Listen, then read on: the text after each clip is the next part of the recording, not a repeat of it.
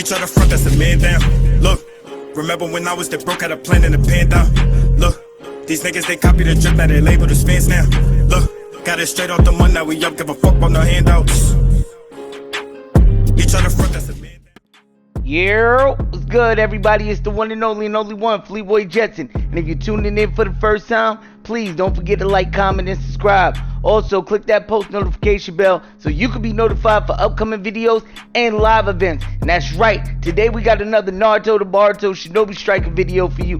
And we're going to be talking about the pros and cons of a new season in Shinobi Striker. Now, yesterday I dropped a video, talking about the potential release date or announcement for season 5, and we also talked about a couple of things that was already in the data mine files that's still there, and a couple of future updates. If you haven't checked that video out, make sure you check it out. But today we're going to be talking about the pros and cons of a new season coming to Naruto to Boruto Shinobi Striker. Because let's be honest, man, we're not going to get a new Naruto game anytime soon.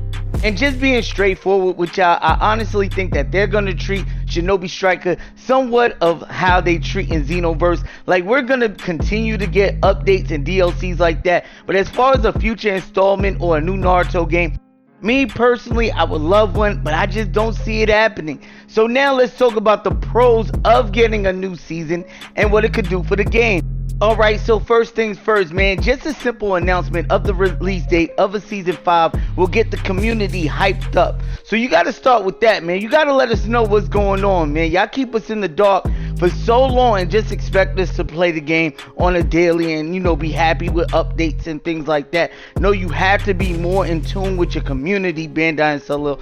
Also, something that'll be a huge pro to introduce with the new season would be a new patch note balancing the problems that we're having issues with right now, like sublock on chakra claws, spamming, modding, things like that. If all those problems are fixed, you're going to see a huge increase in your player base and your servers are going to be packed. If not, then we'll get to the if nots and the cons in a second. But next on the list are new sceneries and visuals. That's right, even the simple, loading screens. Give us more like you did before, just something different to look at. And of course, new maps. I know about every content creator has said this before, but I think it's due time. At least one new map. Maybe introduce a new game mode with a new map like you did survival or something like that would be good enough to put the community at ease. Okay, now let's get into the Season 5 DLC Pass. You gotta make it just as attractive as Season 4 was. With that Season Pass, you introduce the Family Rasengan with the purchase of that pass. With this one, you gotta step it up a notch. Maybe weapons, ninja tools, and a secret technique that nobody else is gonna have unless they purchase the Season Pass. Now, I know SS is a pay-to-play game, but believe it or not, you have a community that's willing to pay top dollar for the right content. Like, after all, this is one of the most beloved animes of all time. So you gotta start dishing out content that's gonna make sense. Like, you have a huge money machine on your hand, and for y'all not to be dishing out the right content is insane to me. Like, of course, we know we're probably only gonna get 5 DLCs, but why not give us like DLC packages on the side? I'm telling you, you know how many people will pay $5 to $10 for just their favorite character and their clothes, their move sets, their ultimate? Like, it would be insane. So that's just something to think about. Now let's talk about the flip side of the coin, man, the cons. Now, the first con, I'm not gonna lie to y'all, man. You cannot open up Season 5 like you did Season 4 and give us a character that nobody wanted. Like, when Sakura came out, everybody was like, what? Huh? In disbelief.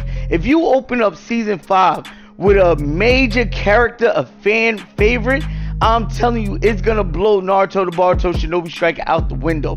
Everybody's gonna come back to the game. Everybody's gonna want to get their hands on the new DLC, and the future is gonna look bright for the rest of the content that's gonna come in Season 5. People are gonna be expecting more updates with more OP characters. So you gotta make sure that this DLC list is up to par with some of the most OP characters in the verse. Like, you got so many characters that you haven't introduced to the game yet.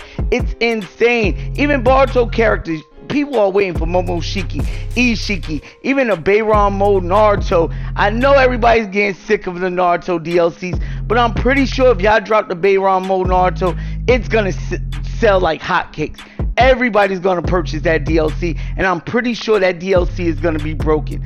So if you don't, and you give us a Shino, a Kiba, or something like that, because I'm not gonna lie to y'all, man, the last season pass that y'all had, it's gonna be hard to beat reanimated Itachi Nagato, last battle Sasuke, and a Kawaki DLC. So you know you gotta shoot for the moon with this DLC pass. You can't do the same thing over and expect different results. That's literally the definition of insanity. You have to think different. You got to go outside the box. You got to start bringing some of these characters in, these fan favorites, and it's not just fan service. Don't look at it like that. You have to top what you already did. Now the last con I'm going to talk about, if you introduce the new season and you do not fix the problems that your game currently has with the modders, with the reward system, with your event, it's gonna die. I'm telling you that now. First and foremost, NWL, I think Six World said this, you have to make it some type of stakes. If you lose, you should be deducting points from that battle. If you win, you should be granted points. Something of what Demon Slayer got.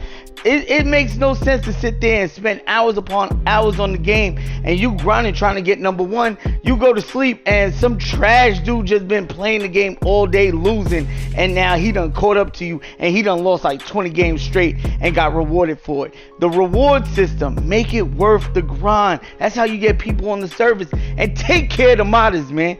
Alright, that's my time, everybody. I'm out of here. But don't forget to like, comment, and subscribe. Yeah, that's right. You already know the vibe. I'll be back tomorrow with another video. Probably some rewards on some type of event. Peace!